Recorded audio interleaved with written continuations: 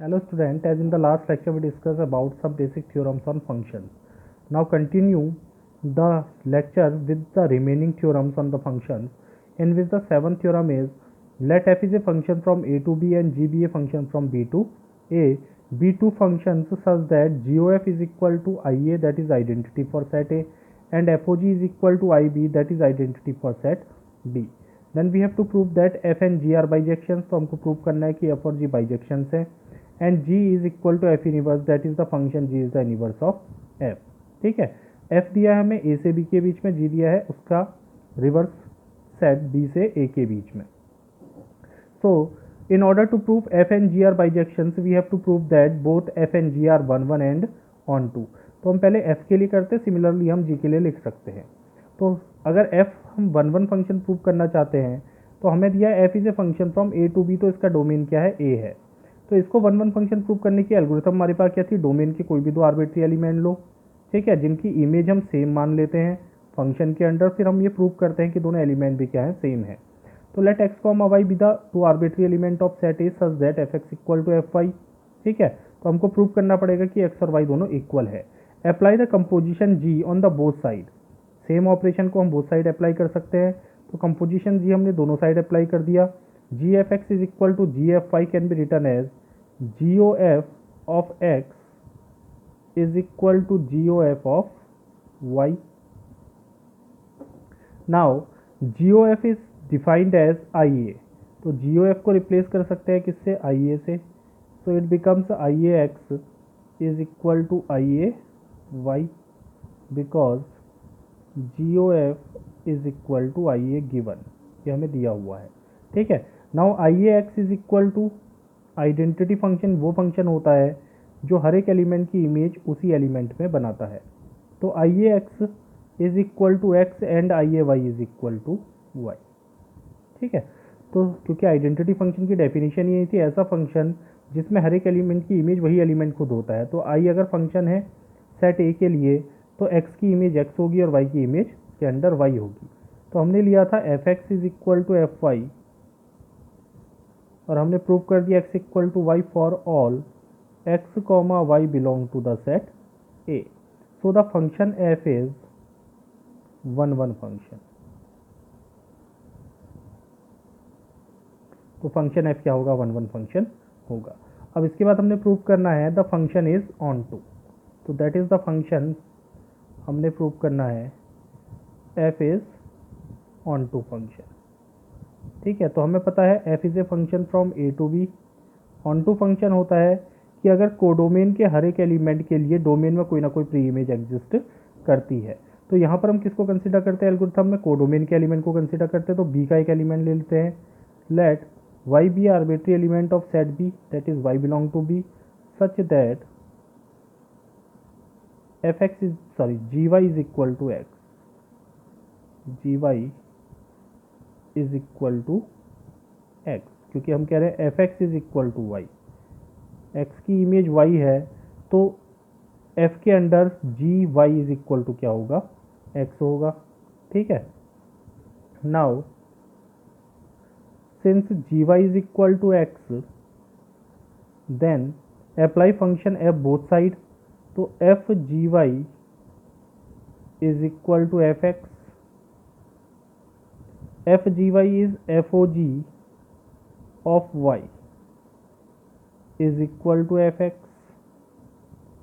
ठीक है, now given f o g is equal to I B और हमें दिया है f o g is identity function for the set B. तो एफ ओ जी को रिप्लेस कर सकते हैं किससे, आई बी से. So I B y is equal to f x और y is equal to f x, क्योंकि आइडेंटिटी फंक्शन y की इमेज क्या बनाएगा, y ही बनाएगा. तो आई बी वाई को हम y लिख सकते हैं and y is equal to f x. That is for every y belong to the set b there exist x belong to set a such that f x is equal to y. तो for every y belong to set b there exist x belong to set a such that f(x) is equal to y. जिसके लिए F x बराबर क्या होगा, Y होगा, यानी set B का हर एक एलिमेंट वाई सेट ए के एलिमेंट एक्स से किसी ना किसी एलिमेंट एक्स से एसोसिएट होगा। So f is onto. अब हमने प्रूव कर दिया since f is 1 1 and f is onto, so hence f is a bijection. तो एफ क्या होगा, ये बाइजेक्टिव फंक्शन होगा। ठीक है, अब हमको जी को बाइजेक्शन प्रूव करने की जरूरत नहीं है। सिमिलरली हम लिख सकते हैं कि g be also be a bijection. तो similarly we can say that similarly it can be proved that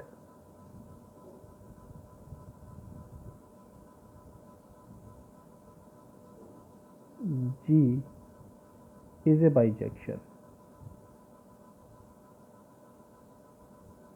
ठीक है, now we have to prove that,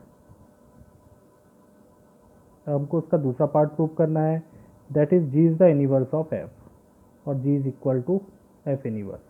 Now since f be a function from a to b is a bijection,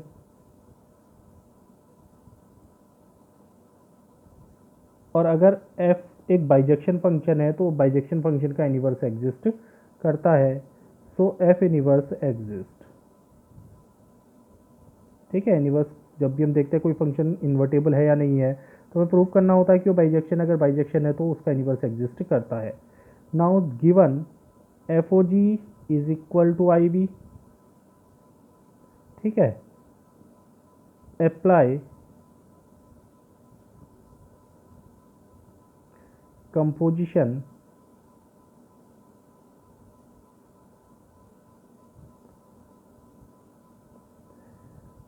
of f inverse both side. दोनों side हम same operation apply कर सकते हैं, तो f inverse से दोनों साइड कंपोजिशन कर लेते हैं। That is f inverse o f o g must be is equal to f inverse o I B.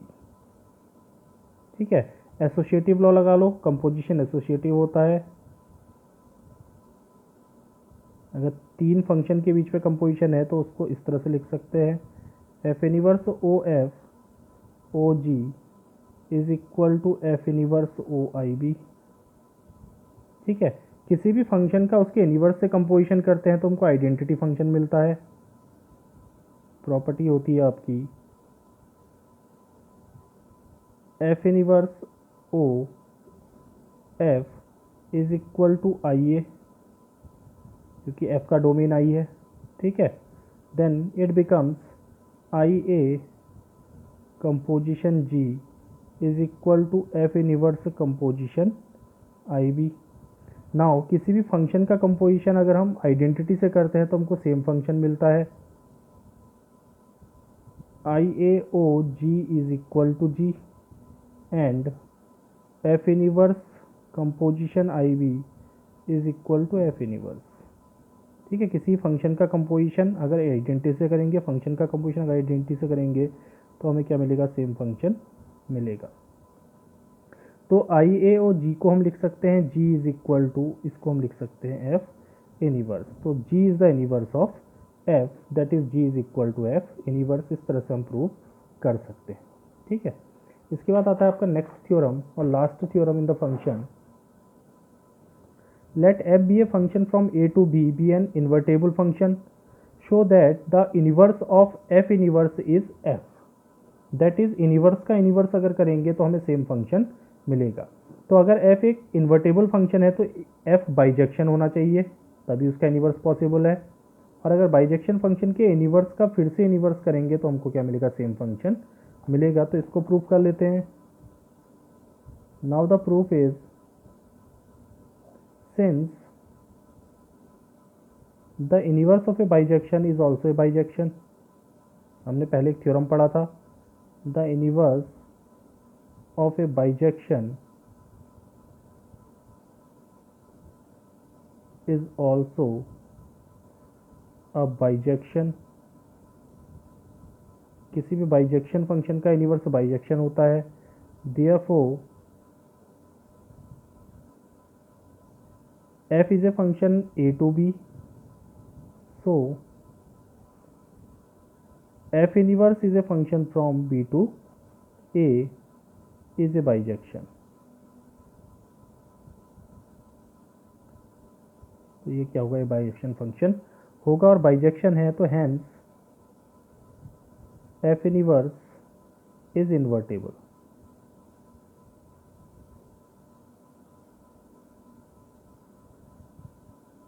तो f इनवर्स क्या होगा, इन्वर्टेबल होगा. ठीक है, तो f इनवर्स अगर बाइजेक्शन है तो f इनवर्स का भी इनवर्स हो सकता है. और f इनवर्स फंक्शन हमें दिया है b to a is a bijection, और हमने पढ़ा है किसी भी बाइजेक्शन का इनवर्स बाइजेक्शन होता है. तो ये अगर बाइजेक्शन फंक्शन है तो इसका इनवर्स हो जाएगा f इनवर्स का होल इनवर्स. और अगर f इनवर्स फंक्शन है b से a के बीच पर, इसका फिर से इनवर्स करेंगे तो फिर से डोमेन और कोडोमेन को इंटरचेंज कर लो. Then it is a function from a to b is also a bijection.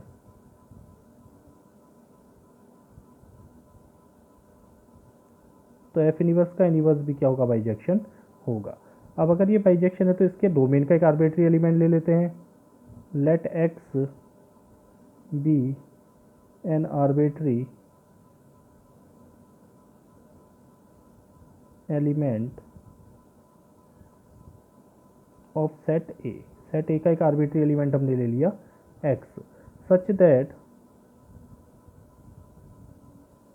F x is equal to y. हमने मान लिया कि x की इमेज क्या है, y है. सो अगर f x is equal to y है तो f inverse y is equal to क्या होगा, x, क्योंकि f का इनवर्स एग्जिस्ट करता है तो f इनवर्स एग्जिस्ट करेगा. अगर x की इमेज y है तो इनवर्स में y की इमेज क्या होगी, x होगी. फिर इसका फिर से इनवर्स करते हैं. अगर f इनवर्स y बराबर x है तो इट इम्प्लाइज f इनवर्स का whole inverse x is equal to y.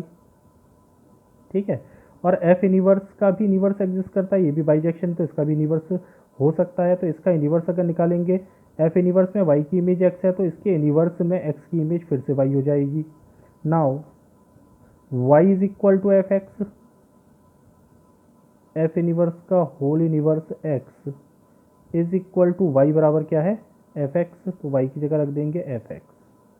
ठीक है, so for the same element for all x belong to A के सभी एलिमेंट के लिए. So this statement can be defined as f inverse का whole inverse is equal to the function f.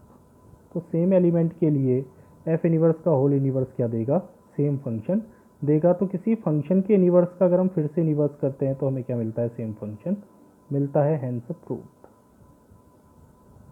तो ये theorem क्या हो गया, प्रूव हो गया. तो इस तरह से हम क्या करेंगे, फंक्शंस की थ्योरम को प्रूव करेंगे. ठीक है, तो लास्ट 3 लेक्चर्स में हमने डिस्कस किए थे some important theorems on the functions. Function में बेसिकली हमने देखा था composition of function, bijection of function और इनवर्स ऑफ फंक्शन. तो these are the most important theorems which are from the last year question, from the previous year question paper.